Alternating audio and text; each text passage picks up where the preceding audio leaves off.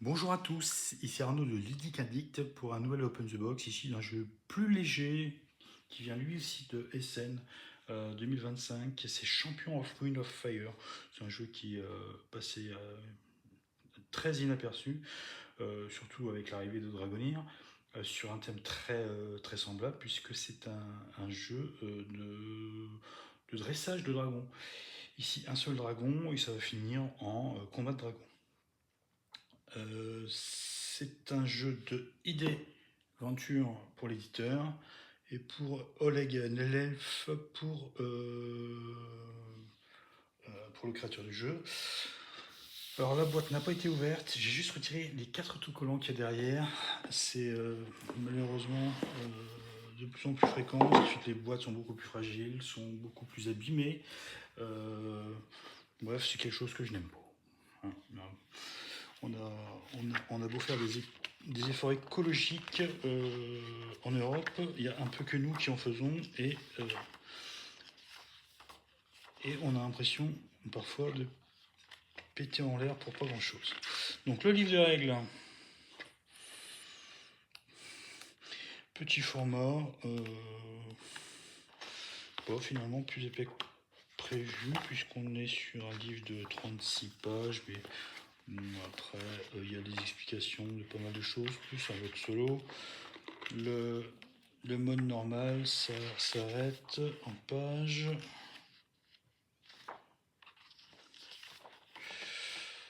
24, apparemment. Ensuite, nous avons, alors c'est bien la peine, on ne protège pas les boîtes, mais il y a du plastique à l'intérieur et il y a que ça.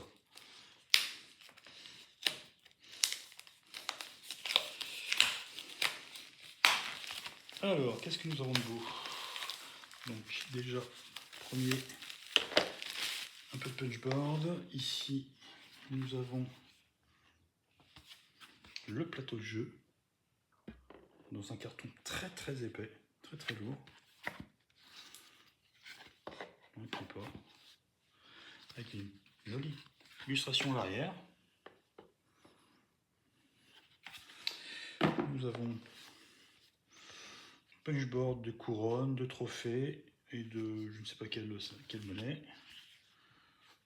Plus peut-être des capacités de dragon. Ensuite, nous avons 4 dials. Est-ce que c'est les mêmes? C'est les mêmes. Sûrement pour calculer peut-être des points de vie ou un certain nombre de choses. Oui, je vois que c'est. Il y a un symbole de couronne ici. Symbole assez coloré là-dessus. Bon, ils sont déjà montés. Nous avons encore des punchboards. Donc, c'est bien la peine de ne pas mettre du plastique sur le boîte du tour. Le petit livret de score. Un mini plateau. Un autre mini plateau dont je ne connais pas l'utilité. Peut-être mode de joueur. D'autres tokens. Et ensuite, on a l'air d'avoir 2 plateaux personnels. Donc ce plateau-ci et ce plateau-là. Alors je sais qu'à l'intérieur de ces plateaux-là, on va mettre 4 tuiles afin de représenter le dragon, c'est-à-dire sa tête, ses ailes. Ah, c'est peut-être que 3, et son corps. Est-ce qu'on a déjà trouvé des tuiles qui correspondent? Non, je ne les vois pas. Et puis ici, on va mettre des éléments de couleur afin de faire des combinaisons. Un peu comme dans l'alchimiste. Alors,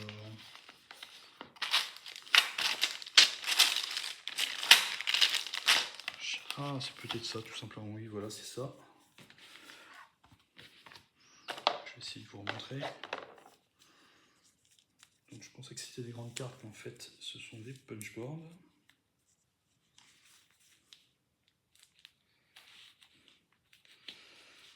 Et donc, c'est ça, c'est en 3 éléments. On va avoir la tête du dragon,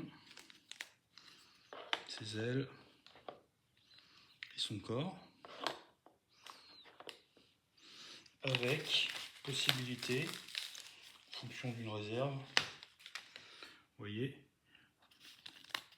de booster ça. Donc, par exemple ici, on voit que la tête du dragon était à 1 et on peut la booster à 5 avec sûrement des pouvoirs particuliers et on n'est pas obligé d'utiliser les mêmes éléments de dragon pour booster. Vous voyez là, j'ai utilisé on a les ailes de base, une tête de dragon d'un côté et le corps du dragon pour le dragon de feu. Donc on va récupérer des éléments de dragon qu'on va acheter. Et puis ici, des jeux de petites tuiles qu'on va venir ici pour faire des combos de couleurs en fonction des lignes. Et ça va nous débloquer des pouvoirs. Alors, je ne sais pas si ça se voit, les plateaux sont en 2 couches. Pas ultra épais, mais largement suffisant pour le jeu. Il nous reste ensuite les dés. Je pense que c'est les dés qui sont lieux. Donc on a du dé 20 classique.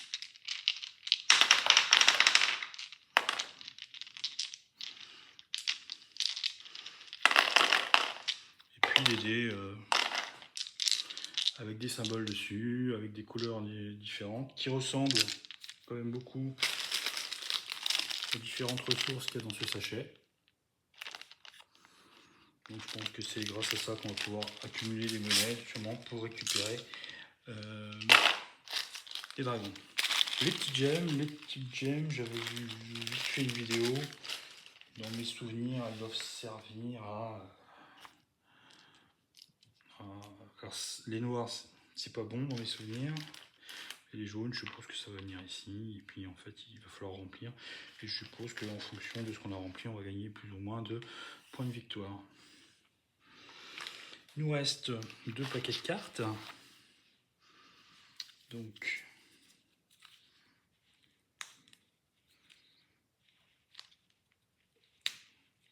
on va se battre encore une fois. Avec le premier paquet.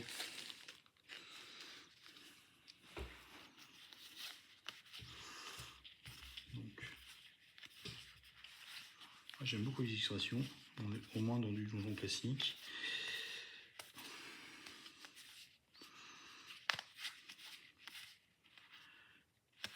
Quelques personnages. Il y a finalement, je trouve pas beaucoup de texte. Enfin, je n'ai même pas lu du tout. Donc voilà. Alors je ne pourrais pas vous dire à quoi correspondent ces cartes, je n'en ai aucune idée. Bon, ça, je suppose que chaque joueur va jouer un personnage, à moins que ce soit réservé pour le mode solo. Mais j'aime beaucoup ces illustrations. Vraiment.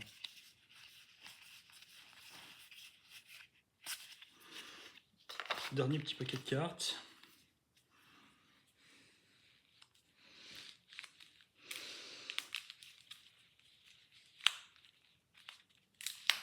Alors, nous avons des paquets avec un dos vert et des paquets avec un dos bleu. Donc là, malheureusement, c'est là qu'arrive le texte.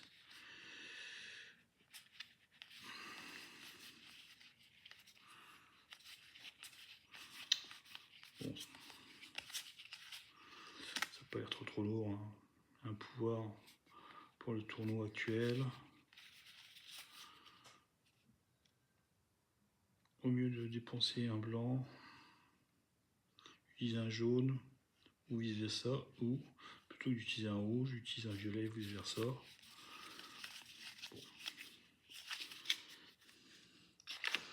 Et pour les bleus,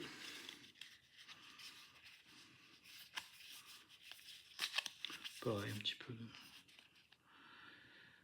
Utiliser un autre dé de joueur, plutôt que les dés choisis dans votre zone de dés. gagner une pièce. Pas non plus très compliqué. L'éditeur proposait une extension que j'ai pris. Tiens, mais bien sûr, j'ai oublié de retirer ce que je vous ai indiqué tout à l'heure, ces fameux petits plastiques. Donc, l'extension s'appelle Skyrace. Donc, est-ce un module de course, comme le nom l'entend? Moi personnellement, j'avais même pas vu qu'il y avait une extension à ce jeu.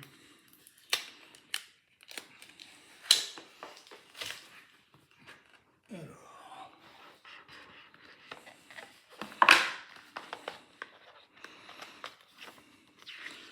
donc, un livret.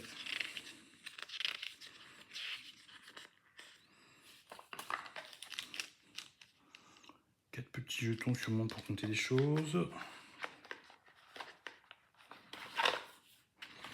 Alors, oui, ça j'avais vu. En fait, ce sont tout simplement... Alors, je les mets n'importe comment, bien sûr, mais grosso modo, ce sont des cadres à positionner pour en délimiter un contour. Et je suppose que la course va se faire sur ce cadre. Bon. Et certain nombre, quelques cartes et un peu de meeple, pas de meeple, pardon, un peu de carton.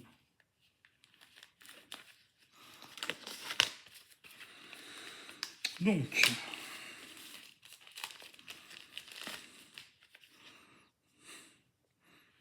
rigolo hein,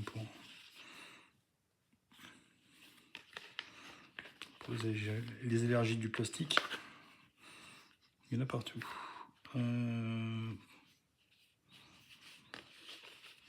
Là, je pourrais pas vous dire. Hein. Des bannières de couleurs, des jetons des mêmes couleurs, c'est-à-dire il y a 5 couleurs différentes qui vont dans tous les sens, des bannières sans couleur, des doubles jetons de couleurs. Bon. Je ne pourrais absolument pas vous dire à quoi correspondent tous ces éléments de jeu, mais je vous aurais juste montré un aperçu global de cette petite extension avec apparemment à chaque fois aussi des cartes doubles.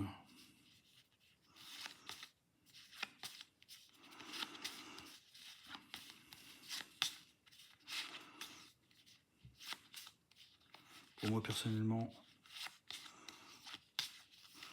je trouve que ces illustrations sont 1000 fois mieux que ce qu'a pu nous produire Span. On est sur du bon gros Heroic Fantasy classique et pas un vieux truc pastel. Affaire de goût. Voilà, c'était Champions of Wind and Fire et son extension Skyrace. Merci de m'avoir suivi pour cet Open the Box et à bientôt.